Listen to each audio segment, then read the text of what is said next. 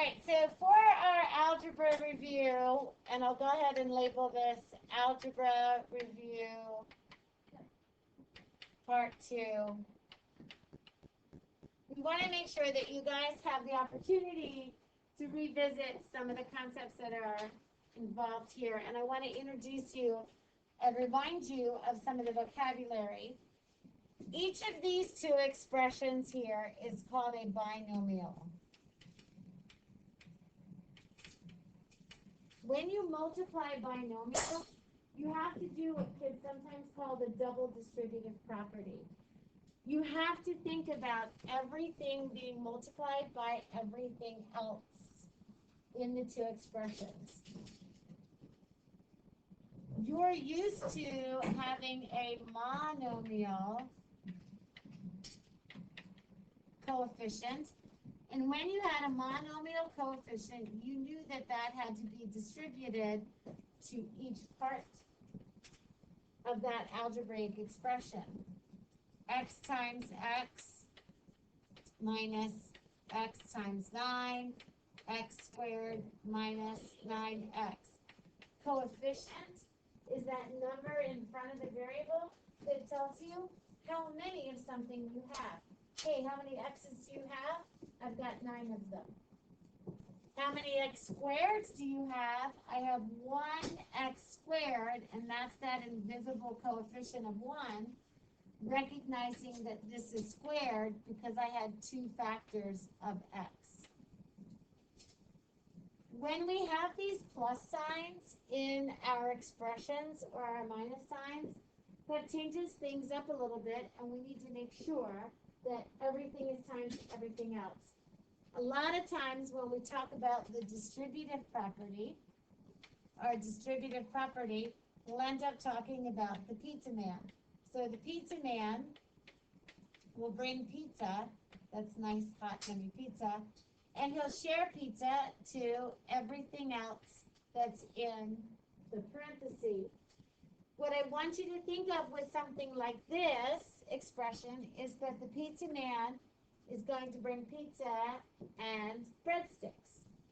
So if he delivers pizza to both people inside the house, both people get that pizza.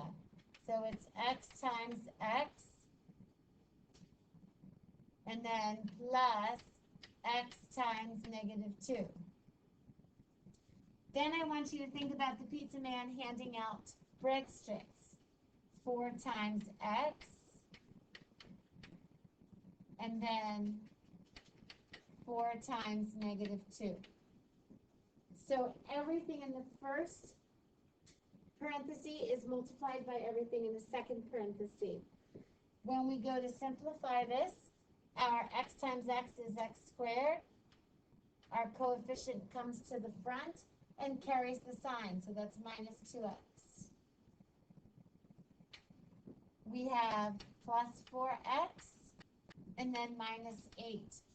So if you learned FOIL last year, you learned to multiply your first terms, which is this x squared. You learned to multiply your outside terms, which is this -2x. Your inside terms, which is this 4x. And your last terms, which is this -8. Frequently, your outer and inner terms are going to be like terms that you can combine. So recognizing that these are both x, they're like terms because they're same variable to the same power. So we can go ahead then and simplify that by combining those terms and call this x squared plus 2x's -8.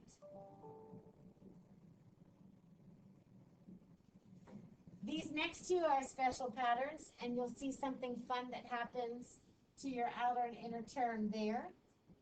And make sure you recognize that this is this value squared, and it might be easier for you if you think of it as a perfect square binomial and write out those two parts to make sure you get everything multiplied by everything else.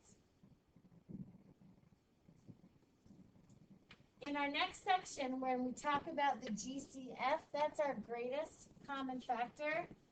And a common factor is going to be a factor that can be divided out of every single one of these terms. So you look both at your coefficients and you look at your variables. I have an 8 as a factor in each of these. And even though I have a G here and a G here, I don't have a G here. So there's no way I can also pull out a G. When I pull out that 8, I'm left with G squared plus 2G minus 1.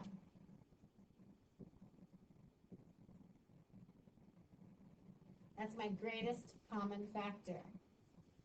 When I look at something like number 21, I'm going to look at my coefficients and recognize that although a 34 and a 2 both share a factor of 2, and 34 and 17 both share a factor of 17, there's nothing I can take out of this other than address this negative sign.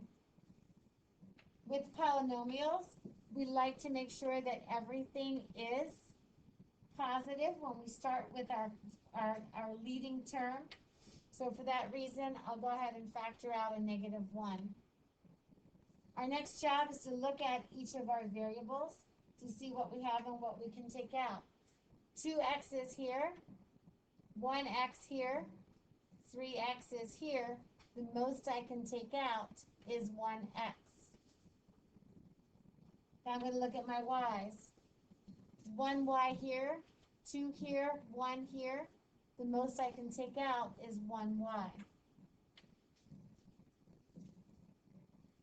3 z's, 3 z's, 2 z's. The most I can take out is going to be 2 z's. Once I determine what the biggest factors that I can take out, now I'm left with seeing what I got left. When I divide out the negative 1, that leaves me with a positive 34. When I take out my 1x, that leaves me with 1 left over. I have no y's, but no y's, but 1 z left over.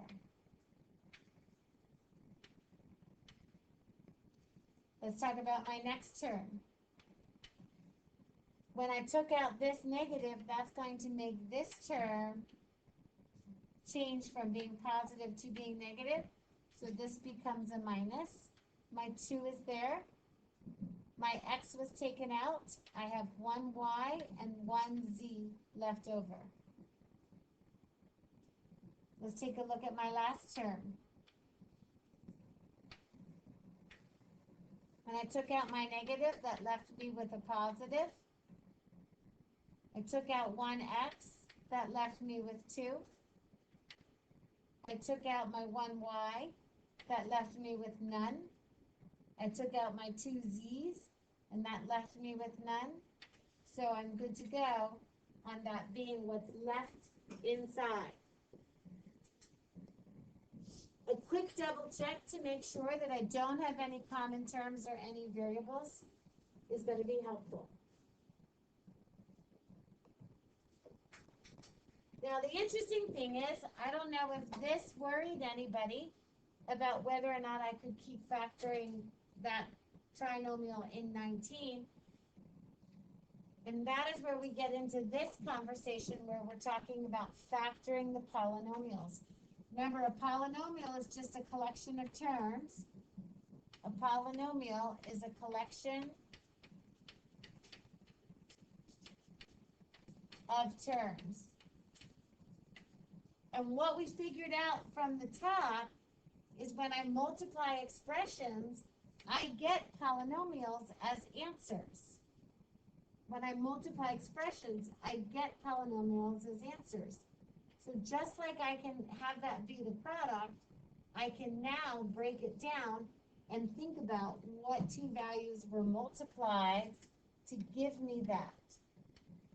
So when I think about my factoring, I'm going to wonder, were there two polynomial binomial expressions that were multiplied together to give me that polynomial product. And there's some clues that I can go ahead and recognize. First of all, if my first term is an x squared, it's pretty easy to understand that you're going to split your x's, because that x squared, when we talk about a FOIL, is the product of your first terms. So x times x is always going to give you x squared. X times x is going to give you x squared. X times x is going to give you x squared. Uh-oh. I know that it's x times x, but I'm going to have some coefficient out here in front. And I'm going to have to think about what number would make my pattern work out. My next thing I'm going to look at is the sign of my product. If the sign of your product is positive, then that means that the two signs inside your binomials matches. So your next job is to go back and take a peek at the sign of your middle term, and if that's positive, so are they. If this middle term is negative, so is the sign.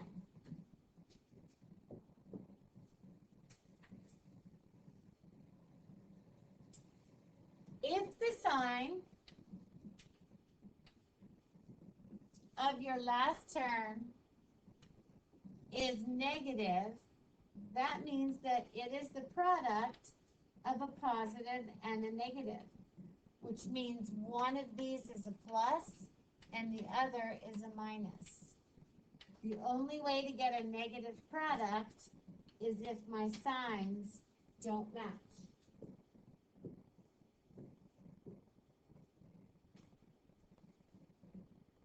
Now it becomes a number puzzle, because here's the truth of what we're talking about. This value was the product of these two. So when I look at 6, 1 and 6, 2 and 3 are my only options. I draw the arrow to show the wraparound. That's my commutative property. 2 and 3 and 3 and 2, same thing.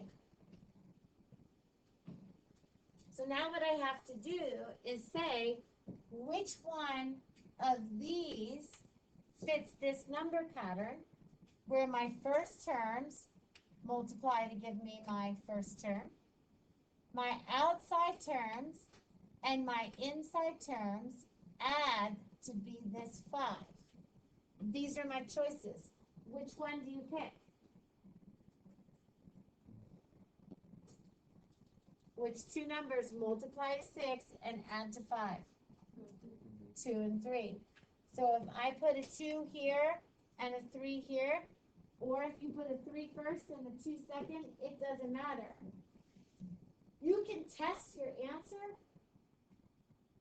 by foiling, first, outer, inner, last. Go ahead and do that multiplication, because x times x, x squared, 2x plus 3x is 5x, 2 times 3 is 6, I'm good to go. When I go to list the factors of my constant, paying attention to the sign is a good choice. 1 in 27, 2 does not go in evenly, 3 does 9 times, 4 doesn't go in evenly, neither does 5, neither does 6, neither does 7, neither does 8. There's my wraparound.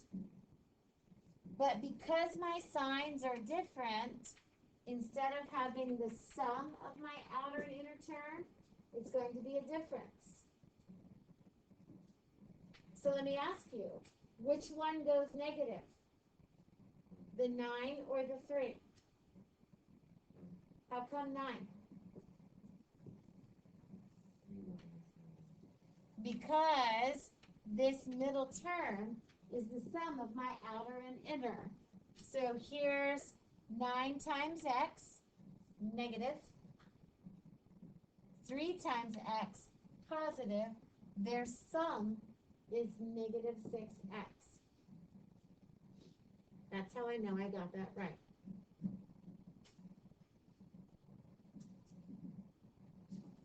This one's a little different. I don't have a middle term, but what I want you to think about is my outer and inner terms ended up being a zero pair. So they canceled out. This is a special pattern called the difference of squares. The difference of two perfect squares. And that is because 144, you can see, is one of my best friends. He's a perfect square. So if I have plus 12 and minus 12, x times x is x squared. Positive 12x, negative 12x is what gives me that 0 middle term. And then I end up with negative. That should be a hint for how to do this one. All right, last up, we're going to talk about simplifying radicals. When we talk about simplifying radicals, what we want to do is we want to try to see if there's any perfect squares that are factors. 45 is 9 times 5. I'm allowed to split this into two different products, and that two different products makes it easy for me to take the square root of 9 and be left over with the square root of 5. When I go to simplify radicals, I'm always looking for what that radicand is. Your radicand needs to have no double factors or perfect squares as factors under the radical sign. When I start looking at big numbers like this, what I want to do is be a little bit more systematic in how I can break it down.